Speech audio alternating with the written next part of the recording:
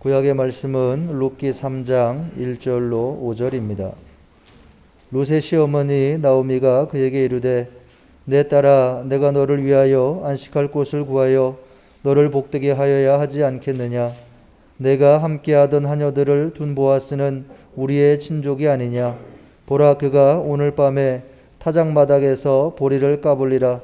그런즉 너는 목욕하고 기름을 바르고 의복을 입고 타작마당에 내려가서 그 사람이 먹고 마시기를 다하기까지는 그에게 보이지 말고 그가 누울 때에 너는 그가 눕는 곳을 알았다가 들어가서 그의 발치 이불을 들고 거기 누우라. 그가 내 할 일을 내게 알게 하리라 하니 룻이 시어머니에게 이르되 어머니의 말씀대로 내가 다 행하리이다 하니라. 아멘. 서신서의 말씀은 히브리서 9장 27절로 28절입니다. 한 번 죽는 것은 사람에게 정해진 것이요 그 후에는 심판이 있으리니 이와 같이 그리스도도 많은 사람의 죄를 담당하시려고 단번에 들이신 바 되셨고 구원에 이르게 하기 위하여 죄와 상관없이 자기를 바라는 자들에게 두 번째 나타나시니라. 아멘. 복음서의 말씀은 마가복음 12장 38절로 44절입니다. 예수께서 가르치실 때에 이르시되 긴 옷을 입고 다니는 것과 시장에서 문안받는 것과 회당의 높은 자리와 잔치의 윗자리를 원하는 서기관들을 삼가라. 그들은 과부의 가산을 삼키며 외식으로 길게 기도하는 자니 그 받는 판결이 더욱 중하리라 하시니라. 예수께서 헌금함을 대하여 앉으사 무리가 어떻게 헌금함에 돈 넣는가를 보실세 여러 부자는 많이 넣었는데 한 가난한 과부는 와서 두 렙돈 곧 한 고드란트를 넣는지라. 예수께서 제자들을 불러다가 이르시되 내가 진실로 너에게 이르노니 이 가난한 과부는 헌금함에 넣는 모든 사람보다 많이 넣었도다. 그들은 다 그 풍족한 중에서 넣었거니와 이 과부는 그 가난한 중에서 자기의 모든 소유 곧 생활비 전부를 넣었느니라 하시니라. 아멘. 주님의 말씀입니다.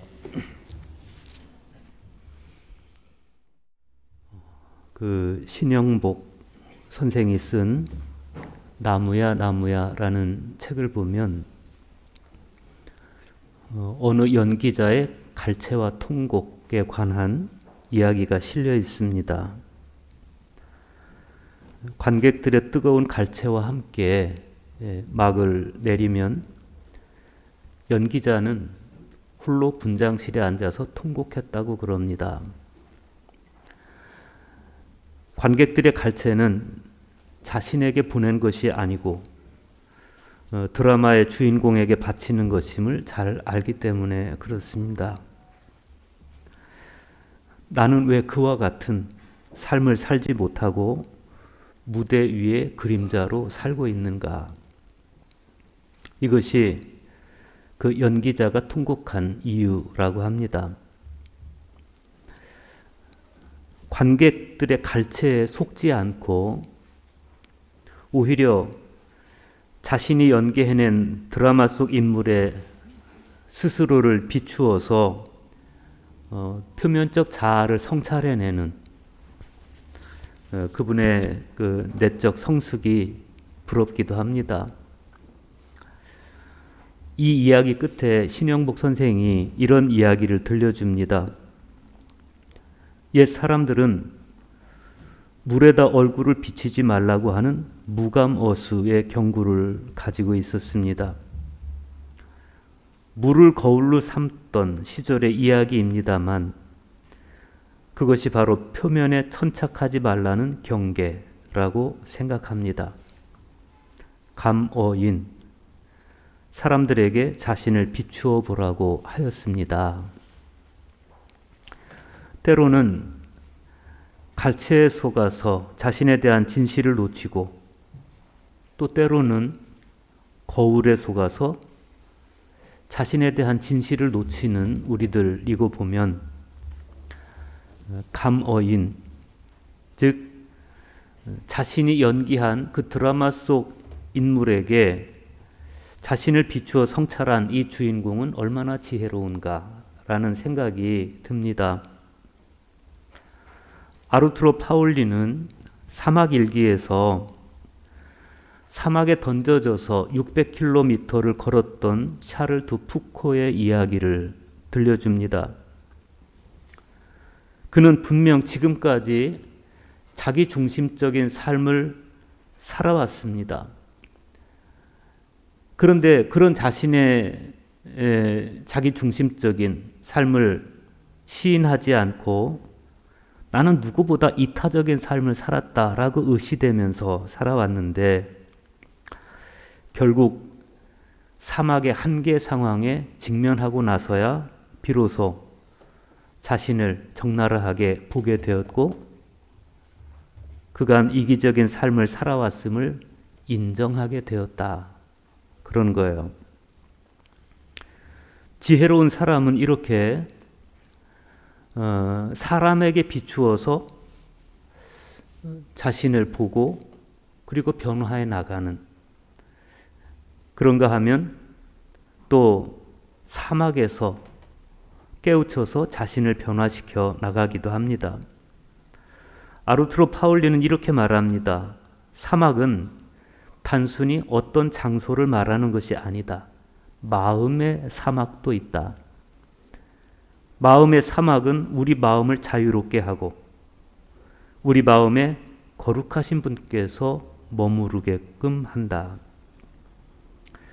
우리가 치열하게 마음의 사막을 걸으면서 거룩하신 분, 즉 하나님 앞에서 표면적 자아를 극복하고 자신의 진실을 보고자 애를 쓴다면 우리는 하루하루 거짓 자아에서 벗어날 것이고 그리스도 안에서 참 자아를 회복할 수 있을 겁니다. 오늘 복음서의 말씀은 우리에게 그렇게 거짓 자아를 끊임없이 강화하면서 거기에 안주하고 있는 사람들의 모습도 보여주고 이어서 한 가난한 과부의 모습을 보여주면서 그녀가 자신의 전부를 포기함으로써 그리스도 안으로 깊이 들어가서 거기서 참 자아를 찾는 모습을 보여줍니다. 서기관의 교만함을 비판하시면서 가난한 과부의 헌금을 칭찬하시는 이 두 이야기는 아무 상관없는 듯 보이지만 그러나 실은 서로 연결되어 있으면서 서로를 잘 보충해서 설명해 주고 있습니다. 첫째 이야기는 서기관의 이야기입니다. 38절에서 40절 보십시오. 예수께서 가르치실 때 이르시되 긴 옷을 입고 다니는 것과 시장에서 문안받는 것과 회당의 높은 자리와 잔치의 윗자리를 원하는 서기관들을 삼가라. 그들은 과부의 가산을 삼키며 외식으로 길게 기도하는 자니 그 받는 판결이 더욱 중하리라. 서기관은 유대교의 율법학자입니다. 우리 시대로 말하면 신학자입니다. 당시는 종교와 정치가 분리되지 않은 시대였기 때문에 서기관은 오늘날로 말하면 법조인들의 역할까지도 했습니다. 이들은 인텔리들이었고 사회적 신분도 높아서 유대인들은 자기 가문에서 서기관이 배출되면 가문의 영광으로 생각을 했습니다. 그런데 오늘 복음서에서 예수님은 이 서기관들의 행태를 세 가지로 묘사해요. 첫째, 서기관들은 기다란 옷을 입고 나다니며 시장에서 인사를 받는 것과 회당이나 잔치자리에서 윗자리에 앉는 것을 즐겨했다. 둘째, 그들은 과부의 재산을 삼켰다 그랬습니다. 공동번역 성경에 보면 등쳐먹었다 그랬어요.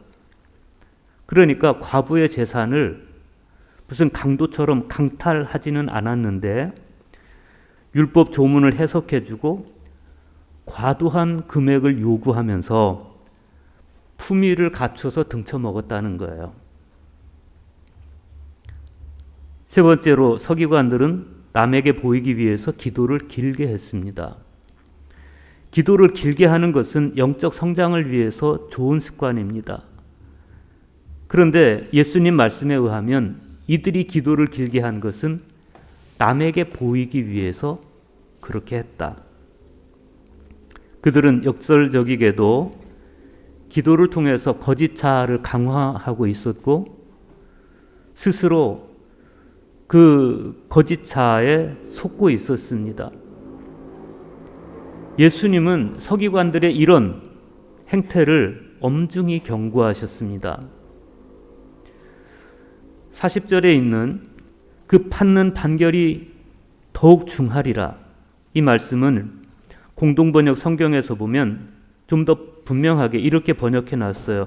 이런 사람이야말로 그만큼 더 엄한 벌을 받을 것이다. 두려운 말씀입니다. 지금 사람들에게 내가 존경받는 모습으로 있다고 해서 절대로 자랑할 일이 아닙니다. 세상은 나의 거짓 자아에 속아주지만 하나님은 절대 속지 않으십니다. 오늘 복음서의 두 번째 이야기는 가난한 과부의 이야기입니다. 41절과 42절 보십시오. 예수께서 헌금함을 대하여 앉으사 무리가 어떻게 헌금함에 돈 넣는가를 보실세. 여러 부자는 많이 넣었는데 한 가난한 과부는 와서 2렙돈 곧 한 고드란트를 넣는지라 그랬습니다. 두 번째 이야기에 나오는 이 과부는 예수님께서 먼저 언급하신 서기관과 가장 극단적으로 대비되는 존재입니다. 서기관은 사회 고위층에 속하는 사람이고 이 과부는 가장 하층민에 속하는 여인입니다. 당시 헌금함이 있던 장소는 예루살렘 성전 안에 있는 여인의 뜰이었습니다. 나팔처럼 생긴 13개의 헌금함이 놓여 있는데 그 중 하나가 자진해서 헌금을 하는 헌금함이에요. 부자들은 많은 돈을 넣습니다. 그런데 가난한 과부는 2렙돈 동전을 넣었다. 렙돈은 각주에 따르면 헬라 동전의 명칭입니다. 이 렙돈을 로마 화폐로 바꾸면 고드란트가 돼요. 한 고드란트. 그래서 그 돈의 화폐 가치는 한 끼분 식사에 해당이 됩니다. 그런데 이 가난한 과부가 헌금한 그 2렙돈에 대해서 예수님께서 제자들을 불러서 이렇게 말씀하시는 겁니다. 내가 진실로 너희에게 이르노니 이 가난한 과부는 헌금함에 넣는 모든 사람보다 많이 넣었도다. 그들은 다 그 풍족한 중에서 넣었거니와 이 과부는 그 가난한 중에서 자기의 모든 소유 곧 생활비 전부를 넣었느니라. 사실 표면적인 눈으로 보면 부자들의 헌금과 이 가난한 과부의 헌금은 비교 자체가 불가능하죠. 그러면 예수님은 어떤 시각으로 이 헌금을 판단하셨냐는 겁니다. 예수님께서 보신 것은 헌금의 액수가 아닙니다. 예수님은 헌금하는 모습을 통해서 본질적인 신앙의 태도를 보십니다. 과부는 자기의 전 재산과 함께 자기 자신까지 하나님께 드리고 있지만 부자들은 소유의 일부를 하나님께 드리면서 정작 자신은 헌신에서 빠져나오고 있다는 거예요. 자신의 전 존재적 실존을 걸지 않는 신앙이라는 것은 감상적 정신의 유희 혹은 포장된 세속적 욕망 혹은 경건한 종교놀이에 지나지 않습니다. 자신의 전 존재적 실존을 문제 삼지 않는 신앙은 마음을 공허하게 하고 오히려 자신도 속고 이웃도 속이는 그런 모습입니다. 예수님이 서기관들을 비판하신 이유가 바로 거기 있습니다. 여기 부자들과 서기관들은 같은 부류의 사람들입니다. 그들은 하나님께 자신의 전 존재를 걸기를 기피하고 많은 액수의 헌금을 하면서 사람들의 시선을 즐기고 또 자신의 거짓 자아를 즐기고 겉멋이나 부리는 속물일 뿐입니다. 그들은 그렇게 허례, 허식과 허영, 또 허욕과 허상에 빠져 있었습니다. 이것은 거짓 자아일 뿐이고 허무이고 죄이고 죽음입니다.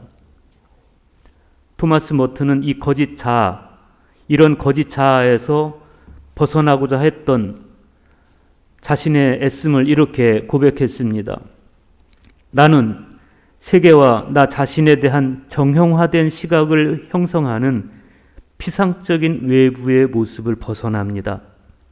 그리고 나는 감추어진 존엄의 현존 속에서 나 자신을 발견합니다.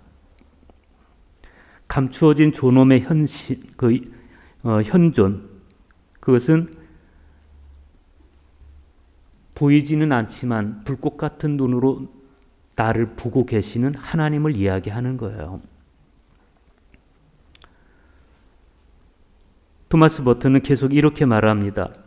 이 땅 위에 단 하나의 진정한 즐거움은 우리의 거짓 자아로부터 탈출하여 모든 피조물의 정수와 우리 자신의 영혼의 핵심 속에 거하시고 노래하시는 생명이신 그분과의 일치 속으로 사랑을 수단으로 하여 들어가는 것입니다.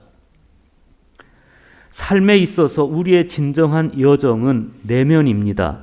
즉 그것은 성장, 깊어짐, 그리고 우리 마음 안에 있는 사랑과 은혜의 창조적인 행동에 대한 아주 거대한 복종의 문제인 것입니다. 삶에 있어서 예수님께서 서기관과 부자들을 비판하신 것은 이런 토마스 머튼처럼 표면적인 자신의 모습, 거짓 자아에 쌓여있는 자신의 모습을 어떻게 해서든 벗어나고자 하고 자신의 내면을 변화시켜서 하나님과의 일치에 도달하려고 하는 이런 노력, 이런 영적 노력이 없었기 때문에 그래요. 그냥 그들은 표면적으로 드러난 자신의 모습이 자기인 줄로 착각하고 사람들이 자신을 존경하면 그것이 곧 자기인 줄 착각하고 그러면서 스스로 소멸되어 가는 부질없는 존재들이었습니다.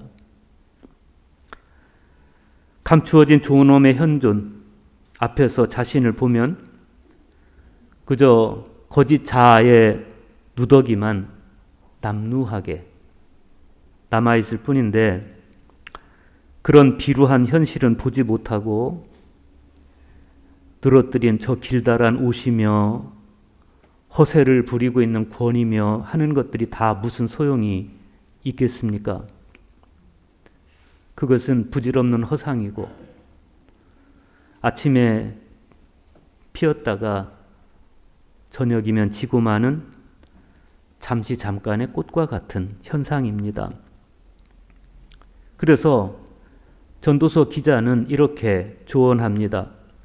은사슬이 끊어지고 금그릇이 부서지고 샘에서 물뜨는 물동이가 깨지고 우물에서 도르래가 부서지기 전에 네 창조주를 기억하여라. 그러고 보면 자기 몸이 부서지기 전에 모두 하나님께 드렸던, 그래서 하나님과 합해졌던 이 과부의 선택은 얼마나 지혜로운 것이냐, 그런 거죠. 오늘 구약 성경에 이 과부와 같은 지혜로운 사람들이 등장합니다. 룻기 3장 1절에서 5절 보십시오. 룻의 시어머니 나오미가 그에게 이르되 내 딸아 내가 너를 위하여 안식할 곳을 구하여 너를 복되게 하여야 하지 않겠느냐. 네가 함께하던 하녀들을 둔 보아스는 우리의 친족이 아니냐. 보라 그가 오늘 밤에 타작마당에서 보리를 까불리라. 그런즉 너는 목욕하고 기름을 바르고 의복을 입고 타작마당에 내려가서 그 사람이 먹고 마시기를 다 하기까지는 그에게 보이지 말고 그가 누울 때 너는 그가 눕는 곳을 알았다가 들어가서 그의 발치 이불을 들고 거기 누우라. 그가 네 할 일을 내게 알게 하리라 하니 룻이 시어머니에게 이르되 어머니의 말씀대로 내가 다 행하리이다 하니라. 이 말씀에 나오는 사람들 중 그 어느 한 사람도 이기적으로 자기를 지키려고 하지 않습니다. 나오미의 계획은 아주 희생적이고 룻의 실행은 순종적이고 보아스의 대응은 인격적입니다. 그리고 이들의 공통점은 신앙적입니다. 나오미는 며느리의 행복을 위해서 기꺼이 며느리를 보아스에게 보내줍니다. 룻은 시어머니 나오미의 말씀대로 순종해서 보아스에게 가서 자기의 미래를 맡깁니다. 그리고 보아스는 기꺼이 룻의 기업 물을 자가 되어서 이 룻 안에서 메시아 탄생의 길을 열어줍니다. 이렇게 대의를 위해서 자기를 희생했더니 하나님께서는 그들의 순종을 통해서 메시아가 오실 길을 열으세요. 자기를 몽땅 희생한 자기 희생의 백미는 누가 봐도 누가 뭐래도 예수님이죠. 오늘 서신서의 말씀 히브리서 9장 27절과 28절에서 히브리서 기자는 그 사실을 이렇게 증언합니다. 한 번 죽는 것은 사람에게 정해진 것이요 그 후에는 심판이 있으리니 이와 같이 그리스도도 많은 사람의 죄를 담당하시려고 단번에 들이신 바 되셨고 구원에 이르게 하기 위하여 죄와 상관없이 자기를 바라는 자들에게 두 번째 나타나시니라. 사람은 다 죽습니다. 죽음은 단 한 번이고 죽음의 이유는 죄입니다. 그래서 죽음 이후엔 심판이 있습니다. 그런데 그 비극적인 죽음에 관해서 말한 후에 이 히브리서 기자는 예수님을 언급합니다. 히브리서 기자가 말하는 예수님의 모습에는 고난당하는 종의 이미지가 깃들어 있어요. 이사야 53장 12절에 나타난 고난당하는 종은 처음부터 예수님이 아니었어요. 여기서 언급되는 고난당하는 종은 유다에서 바벨론으로 전쟁포로로 끌려가서 고난을 당했던 유다 백성들입니다. 그들이 고난받는 종입니다. 그들은 포로에서 해방돼서 돌아올 때까지 이스라엘 백성들이 저지른 죄의 대가를 2배로 갚아야 됐습니다. 그래서 그들은 그곳에서 고통스러운 삶을 살았고 대부분 거기서 다 죽었어요. 그러나 그들이 당한 고난을 대가로 후손들은 고국으로 돌아올 수가 있었습니다. 그래서 그들은 고국으로 돌아온 후손들에 의해서 많은 사람의 죄를 위해 고난당한 종으로 칭송을 받아요. 그리고 그들의 이야기를 통해서 히브리서 기자는 많은 사람의 죄를 지고 고난당하신 종으로서의 예수 그리스도를 고백합니다. 주님은 당신을 희생시켜서 모든 사람 안에 생명이 들어가게 하셨습니다. 사람들은 애써 예복을 길게 늘어뜨리고 그것으로 자기를 위장하고 자기를 과시합니다. 그러나 아무리 호화로운 예복으로 자기를 감춘다 할지라도 인간은 본질에 있어서 벌거벗은 존재입니다. 차라리 호화로운 옷 안에 감추어진 허례와 허식과 허영과 허욕에 가짜 자기를 포기하고 과부처럼, 가난한 과부처럼 혹은 룻처럼 그리고 예수님처럼 하나님과 이웃을 위해서 기꺼이 자기를 드릴 때 우리는 비로소 진짜 자아를 얻을 수가 있습니다. 이 진짜 자아는 그리스도의 바깥을 배회하는 그런 자아가 아니고 그리스도 안에서 그리스도와 함께 거하는 영원한 자아이고 참 자아입니다. 그는 자기 중심을 열어서 하나님을 만나고 하나님 안에서 살아가는 사람입니다. 이 진짜 자아를 뜻하는 그리스도교의 전통적 용어는 속사람이에요. 속사람. 그런가 하면 거짓 자아는 겉사람. 겉사람. 토마스 머튼은 이 속사람을 참 자아 그리고 겉사람을 거짓 자아 이렇게 이야기했어요. 거짓 자아에 속아서 살면 안 됩니다. 우리는 속사람, 그리스도 안에서 참 자아를 회복해야 됩니다. 평생을 역사적 예수 연구에 매진한 월터 윙크라는 신학자는 그 속사람을 참 사람 이렇게 재해석했어요. 이제부터 저와 여러분은 거짓 자아로서의 나를 넘어서 내 심장에 그리스도께서 뜨겁게 살아계신 진짜 자아, 즉 참 사람으로 살아가게 되기를 축복합니다.